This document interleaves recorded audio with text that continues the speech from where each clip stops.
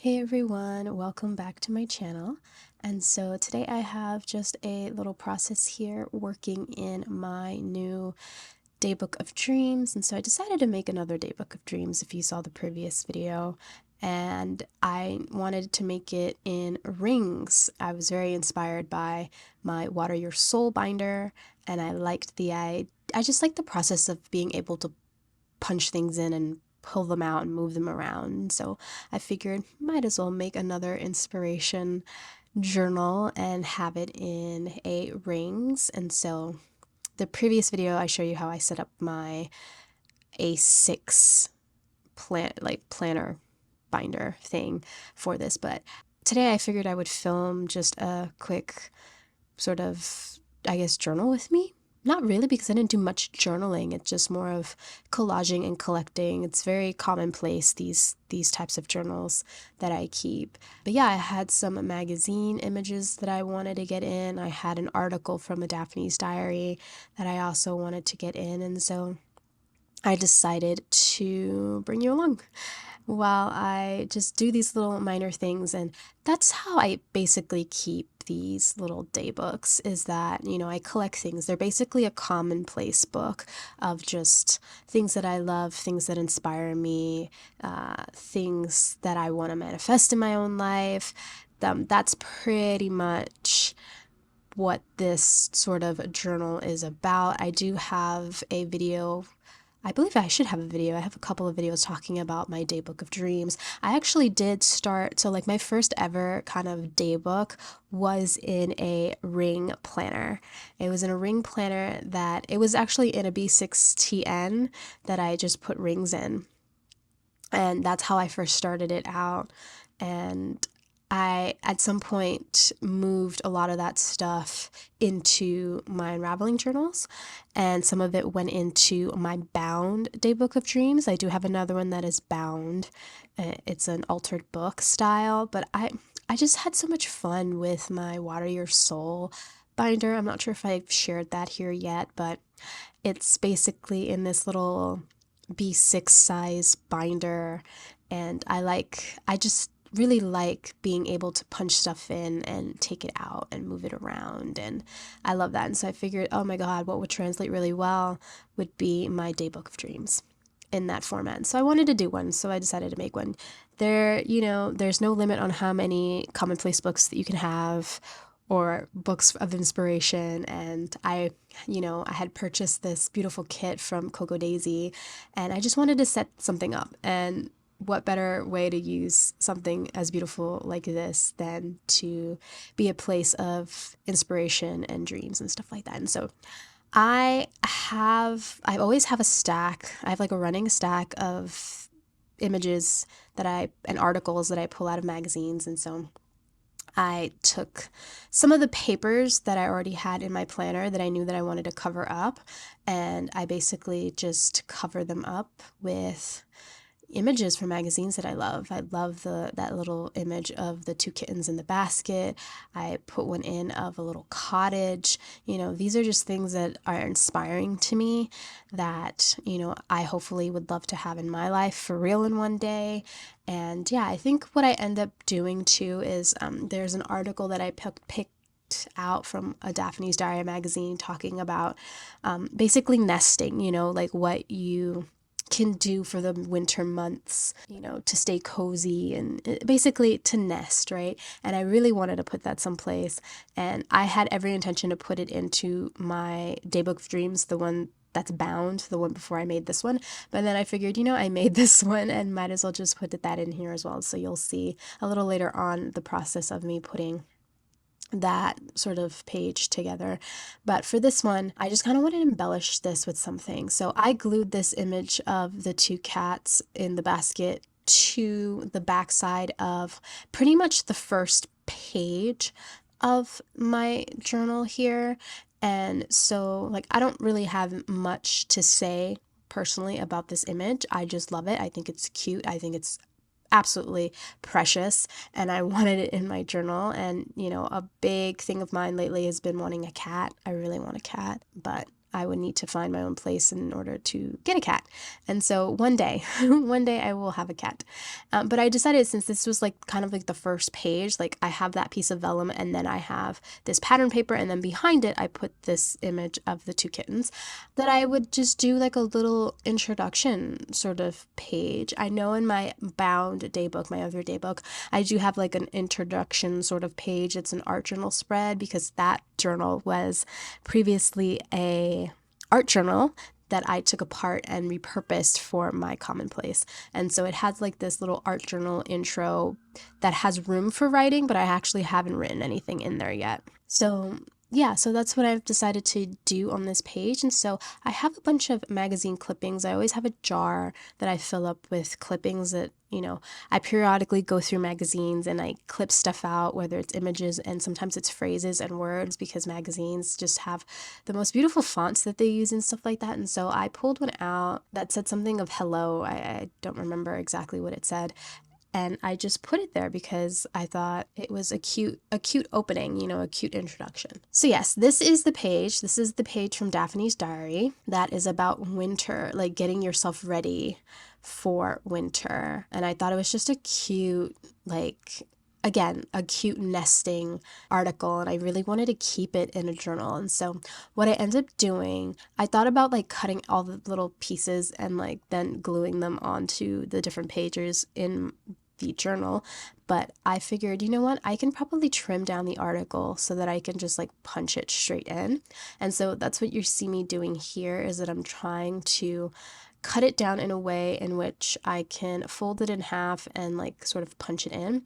This part, like the main, I guess the header of the article, I end up cutting all that down and actually gluing that onto one of the pages in my journal because it just looked better that way.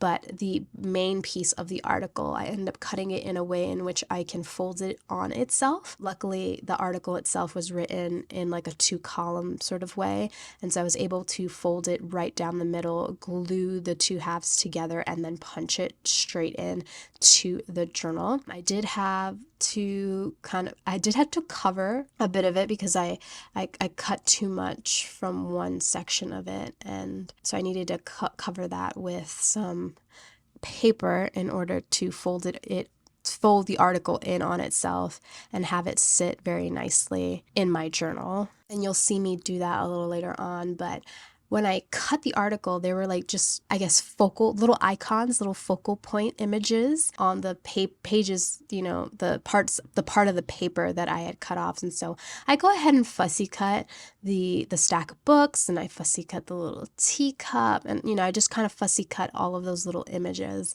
And you see here that I went to get a piece of paper to just kind of glue there just to make it all even. And I went with a pattern paper that I actually have as a page in my journal, so that next to it it's similar. I do have to trim down some things because the article is kind of crooked.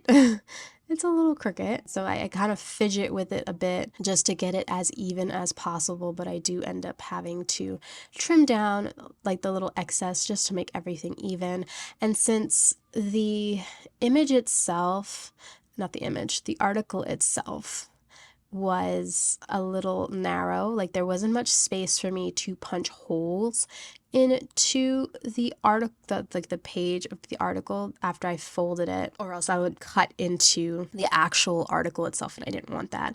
I decided to do something that I've been doing a lot in my Water Your Soul binder, and that's just taking some paper, like these little offcuts, and sort of creating a little tab, or they're sort of like hinges, I guess you can say, and I will hole punch those hinges, and that's how I will punch this article into my journal here. And it's really simple. You just kind of make these little strips, basically these little tabs, and what I normally do is I staple the tab onto the actual paper. So I'm going to staple these tabs onto the article, and I think for this one I actually glue it down first before I go ahead and staple it, just so I can get the positioning right. And I'm using the paper that's behind it as sort of my guide, my guide, so that when I go to punch through that little tab, it's pretty much aligned. But yeah, I just staple them, and I just love how this looks. It just looks so cute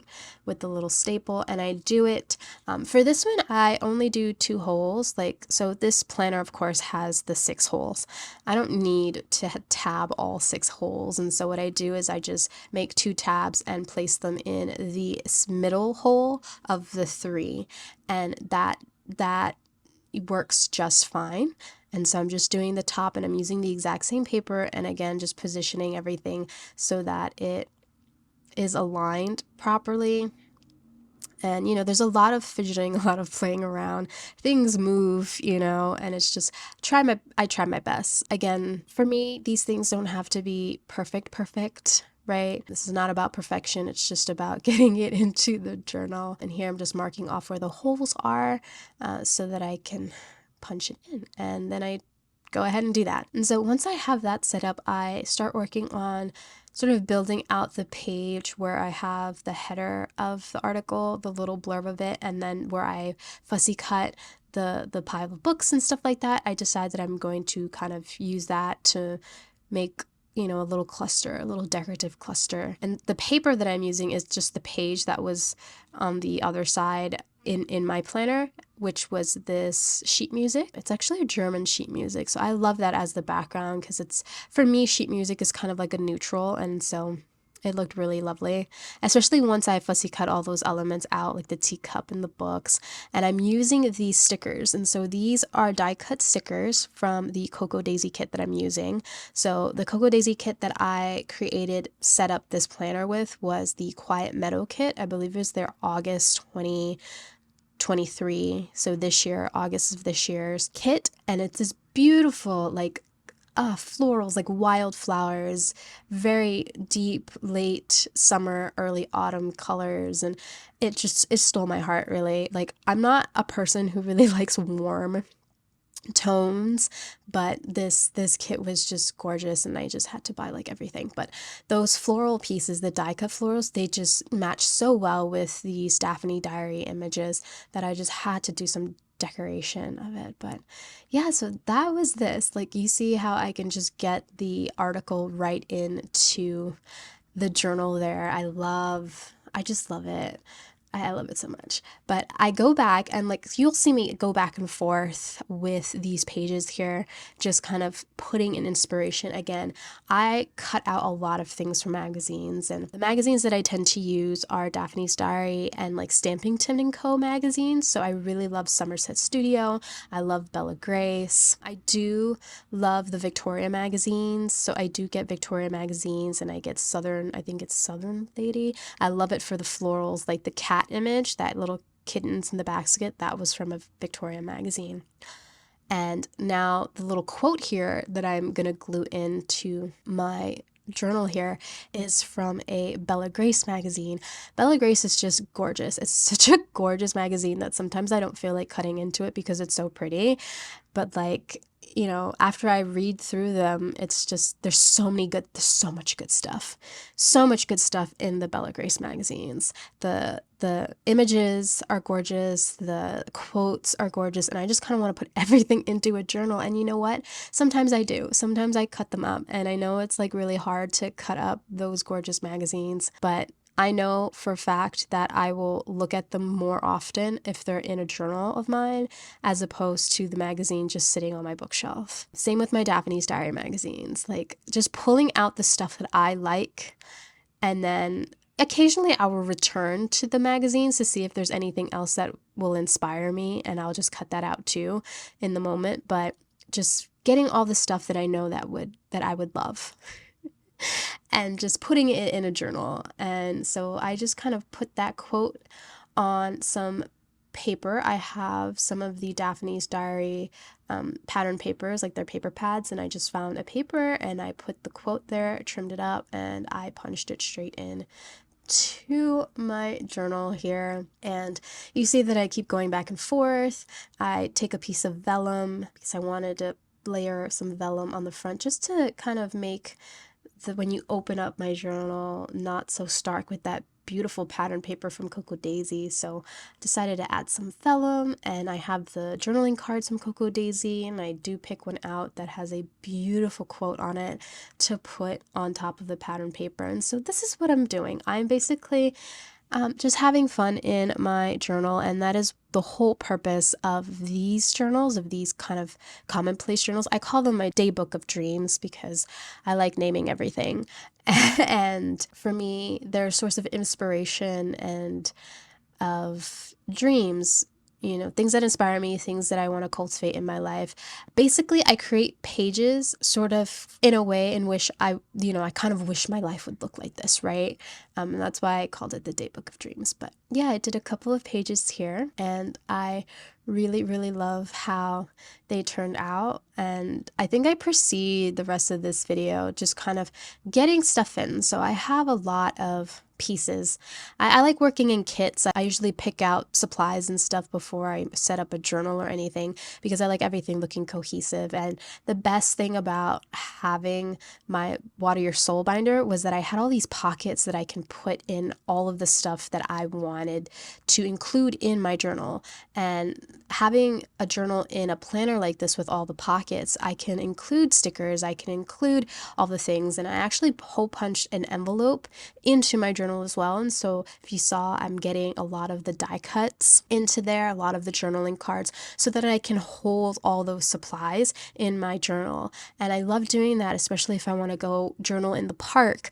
I can just take my binder with me, and then maybe pencils, pens, glue stick if I need, other little things. But I try to get as much of my kit, I guess you can call it, into my journal as possible. I do the same thing when I travel journal and everything, but I'm looking through some paper clips. I have some decorative paper clips that would match really well with this particular journal setup, and so I kind of wanted to add some of these fun clips to my planner as well. And yeah, I'm just having fun setting up this journal. Anyway, I really hope you enjoyed this quick journal with me in my new Day Book of Dreams. I really hope it inspired you maybe to keep one or set up a planner or set up a journal. Journal setups are so much fun. And yeah, I just kind of wanted to pop on and share that with you. Thank you so much for watching, friends, and I will see you all in the next video. Bye!